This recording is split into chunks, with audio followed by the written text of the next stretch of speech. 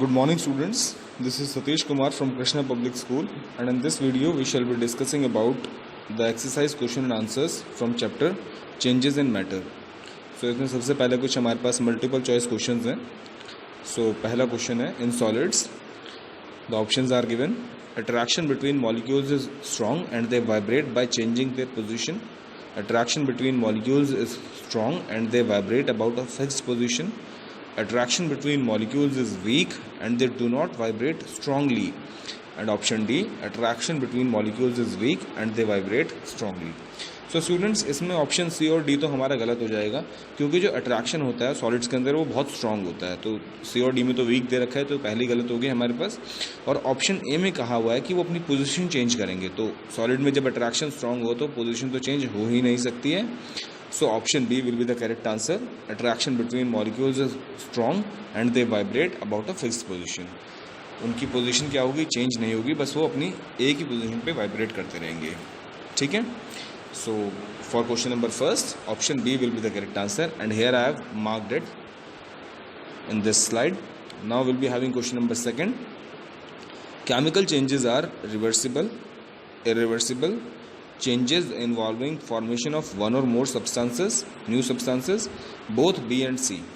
So students, पहली बात तो ये कि रिवर्सिबल तो नहीं होते हैं हमारे केमिकल चेंजेस, इरिवर्सिबल होते हैं. तो ऑप्शन बी एक हमारे पास यहाँ पे है सही. उसके बाद ऑप्शन सी क्या कहता है कि changes involving formation of one और मोर न्यू सब्सटेंस, एक या एक से ज़्यादा नए सब्सटेंस भी बनते हैं. तो ये भी ऑप्शन सही है. तो अब हमें एक ऐसा ऑप्शन देखना पड़ेगा जिसके अंदर हमारे पास बी और सी दोनों ऑप्शन सही हों. So it will be option D, both B and C. ठीक है. सो इस टाइप से हमारे पास केमिकल चेंजेस वो हो जाएंगे जिनके अंदर हमारे जो इरिवर्सिबल होते हैं और एक से ज़्यादा सब्सटेंस भी बनता है, बोथ बी एंड सी. ठीक है. Now will be having question number third. Exothermic reactions are in which heat absorb heat, give out heat, depends on the room temperature, none of these. अब जो exothermic reactions होते हैं वो कौन से होते हैं जिनके अंदर हीट एब्जॉर्ब होती है या बाहर निकलती है या रूम टेम्परेचर के ऊपर डिपेंड करती है या none of these. So students, मैंने आपको जब हम चैप्टर एक्सप्लेन करा था मैं आपको तब भी मैंने आपको बताया था कि रिएक्शन दो टाइप के होते हैं, endothermic and exothermic. Exothermic reactions वो होते हैं जिनमें हीट रिलीज होती है और एंडोथर्मिक वो होते हैं जिनके अंदर हीट एब्जॉर्ब होती है. दोनों ही हमारे केमिकल रिएक्शंस होते हैं.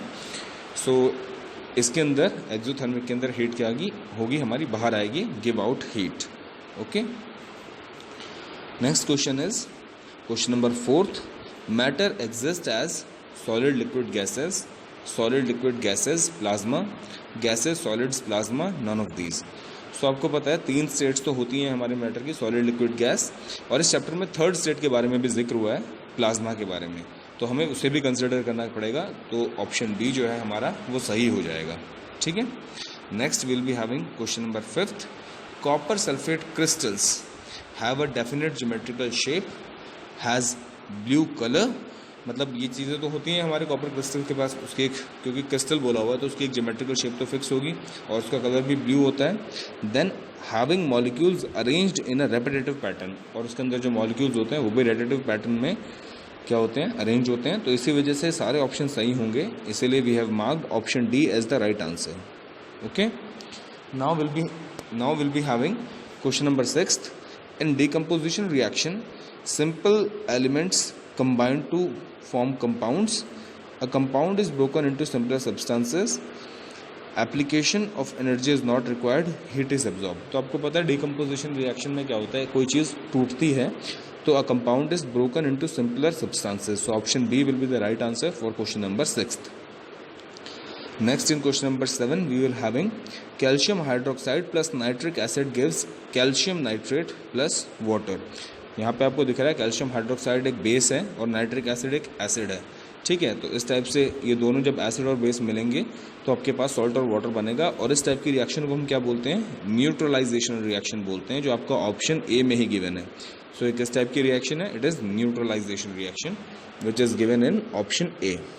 Then question number 8. Rusting is a chemical change, is more common in coastal areas, involves iron formation of iron sulphate, both A and B. Iron sulphate तो बनता नहीं है, रस्टिंग में आयरन ऑक्साइड बनता है.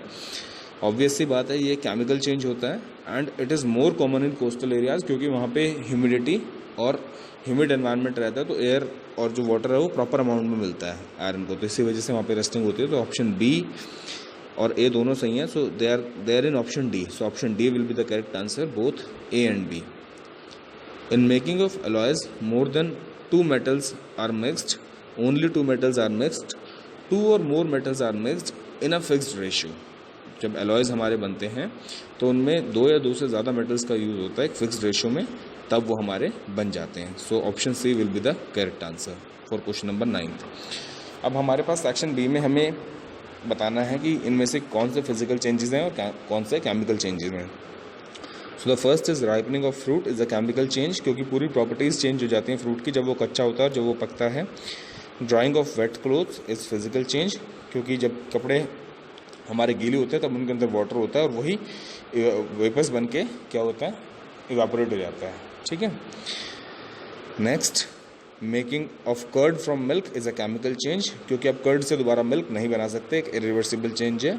Formation of clouds is a physical change, water के evaporation की वजह से क्लाउड्स बनते हैं और क्लाउड्स की वजह से वो फिर से रेन में कन्वर्ट हो जाते हैं। Lightning during thunderstorm is a chemical change, क्योंकि क्लाउड्स आपस में स्ट्राइक करके लाइटनिंग क्या करते हैं, क्रिएट करते हैं।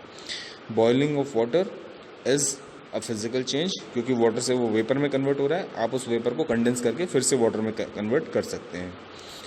Grinding of wheat is a physical change. Charging of car battery is a chemical change, and bursting of cracker is also a chemical change.